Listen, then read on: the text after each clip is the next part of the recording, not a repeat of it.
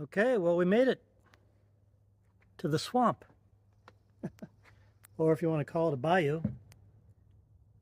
But this is, not only is this a swamp, but it's a headwaters swamp as opposed to a backwater swamp. And not only that, it's not just a swamp. It's the swamp where the Louisiana Purchase was initially started. The survey started right here. That's right. From this point right here was the initial the initial east, west, and north, south corner of the boundary, marking the beginning of the measurement of the Louisiana Purchase and 12 of the 13 states that ensued from that. Just imagine this. So you're going west from here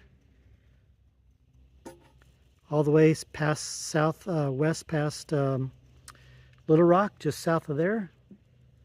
And then, of course, all the states going north from here, Tennessee and Ohio and up that way.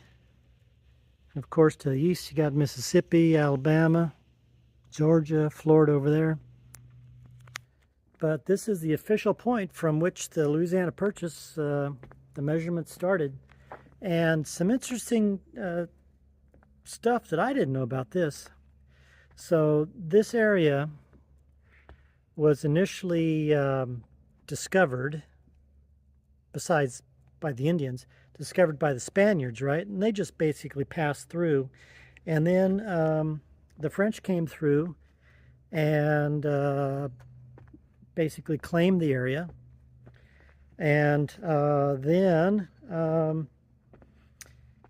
fast forward, after the French-Indian War, the French ceded this area to the Spaniards in payment for the Spaniards' previous help of the French during the French and Indian War. And then in 1800, Napoleon, who at that time was looking to establish a big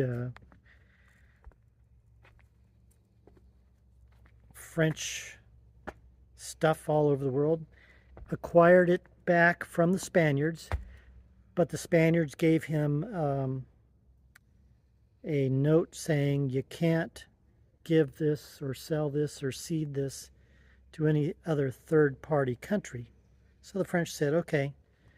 And then President Jefferson got wind of all this going on, and he approached the French and said, hey, we want to buy it. So long story short, the French, well, let me go back. We want to buy this area for $9 million.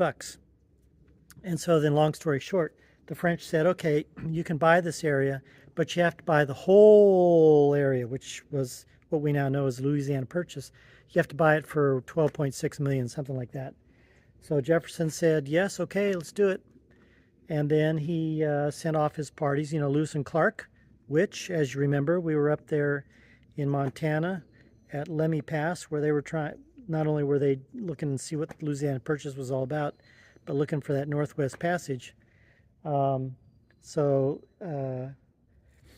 they did their thing, and then eventually during the administration of President Madison, I think it was Madison, he's the one that commissioned the official survey marking off the boundaries and all that of the Louisiana Purchase.